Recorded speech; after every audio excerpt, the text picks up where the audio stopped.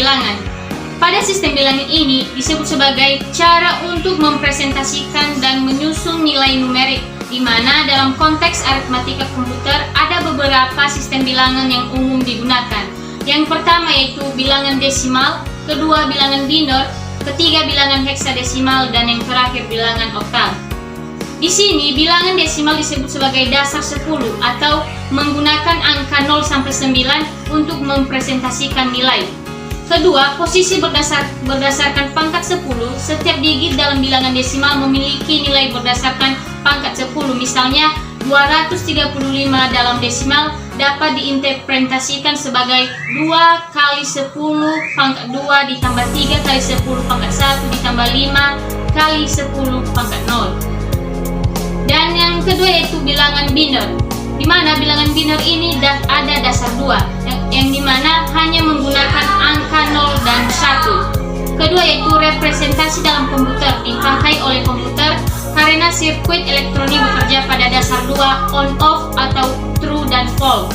Yang ketiga yaitu bilangan heksadesimal, di mana dasar 16 menggunakan angka 0 sampai 9 dan huruf A sampai F atau 10 sampai 15. Kedua, pemakaian, di mana berguna karena representasi singkat bilangan binor yang panjang bisa diwakili dengan lebih sedikit digit heksadesimal. Ketiga itu bilangan oktal, di mana bilangan oktal ada dasar 8, di mana menggunakan angka 0 sampai 7. Yang kedua yaitu pemakaian, di mana kurang umum saat ini tetapi dulunya digunakan dalam pengkodean mesin komputer yang lebih kuno. Seterusnya yaitu representasi bilangan dalam komputer.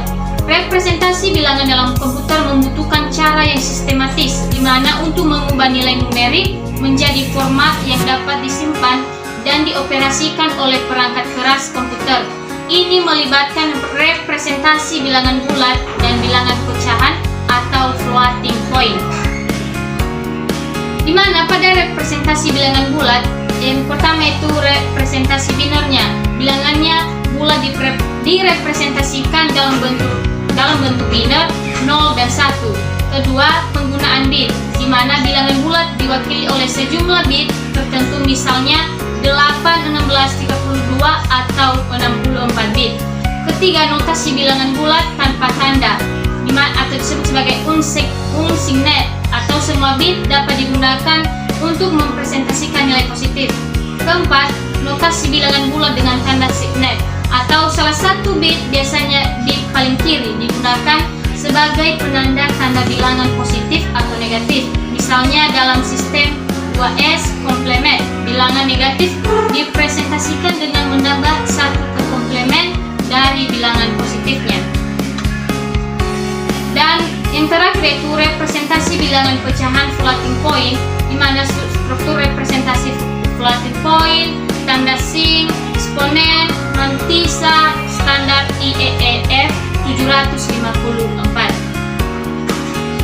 Baik, sekian dari penjelasan saya dan akan dilanjutkan oleh penyaji kedua. Baik, saya akan meneruskan menjelaskan tentang logika boolean dan gerbang logika.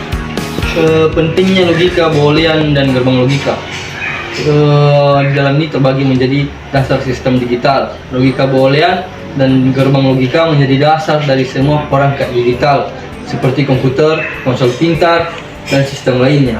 Kedua, alat analisis dan desain digunakan untuk menganalisis dan merancang sirkuit digital serta logika dalam perangkat keras dan perangkat lunak.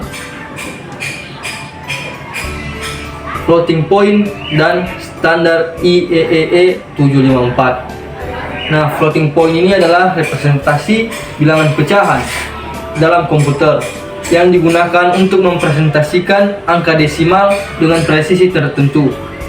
Berikut penjelasannya secara terperinci mengenai keduanya. Floating point, representasi bilangan pecahan digunakan untuk mempresentasikan bilangan pecahan non-integral dalam komputer.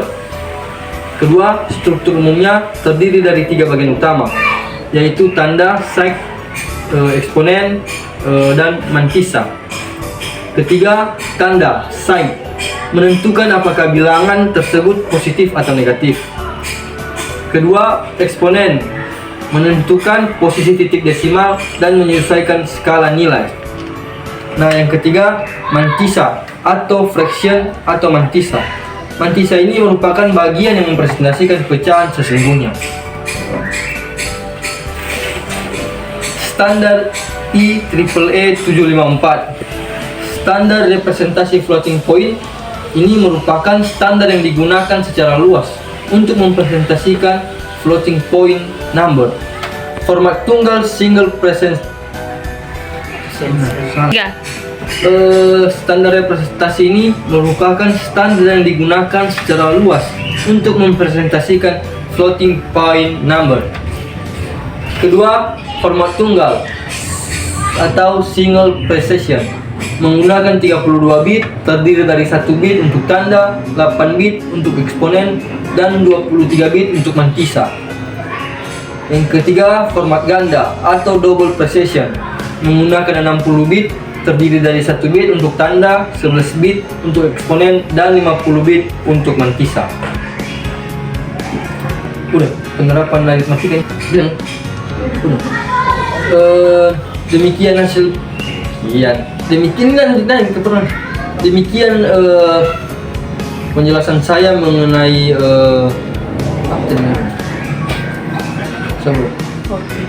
Oke. Demikian penjelasan saya mengenai logika boolean dan gerbang logika dan juga floating point. Yang berikutnya akan dijelaskan oleh Famta. Melanjutkan hasil diskusi kami, yaitu penerapan aritmatika komputer dalam bidang khusus. 1. Komputasi ilmiah. Komputasi ilmiah terbagi dua, yaitu simulasi fisika. Pengguna aritmatika komputer dalam permodelan pergerakan partikel, medan magnetik, dinamika fluida, dan fenomena fisik lainnya. Bagian B. Analisa numerik.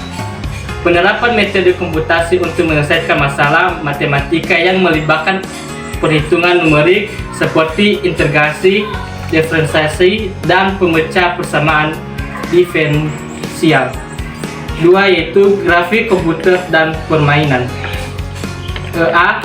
Rendering grafik. Penerapan aritmatika komputer dalam menghasilkan gambar dan efek visual pada grafik komputer, termasuk algoritma perpindahan, shading, dan perhitungan koordinat.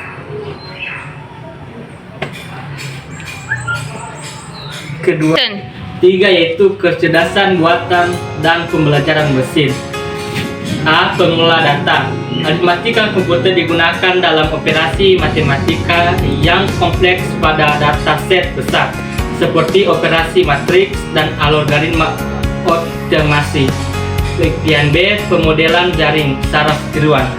Dalam pembelajaran mesin, aritmatika komputer digunakan untuk melatih dan menerapkan model jaringan saraf tiruan untuk klarifikasi, regresi, dan tugas-tugas lainnya.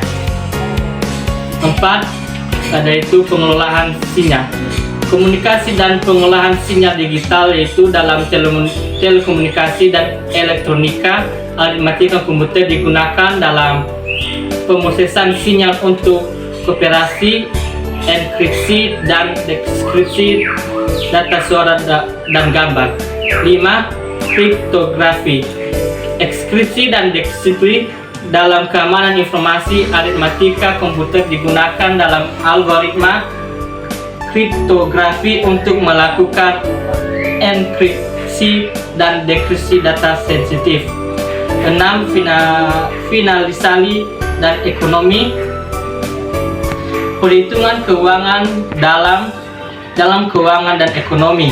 Aritmatika komputer digunakan dalam perhitungan keuangan, estimasi risiko, dan analisis pasar. Bagian D. Kasus pengguna. Kasus pengguna dalam aritmatika komputer mencakup situasi-situasi konkret di mana konsep-konsep aritmatika komputer diterapkan dalam berbagai aplikasi.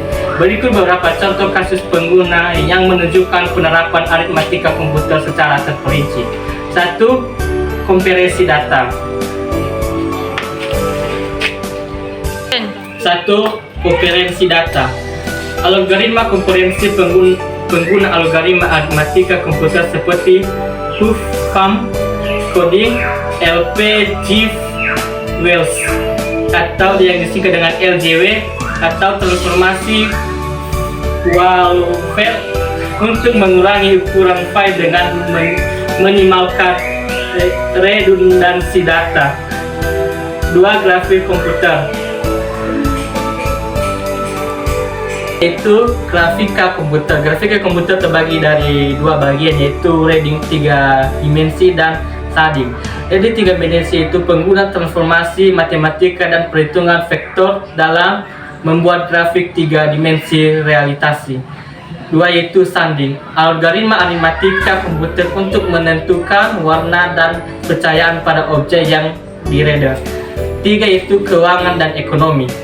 Keuangan dan ekonomi terbagi dari 2 bagian, yaitu perhitungan bunga dan model keuangan.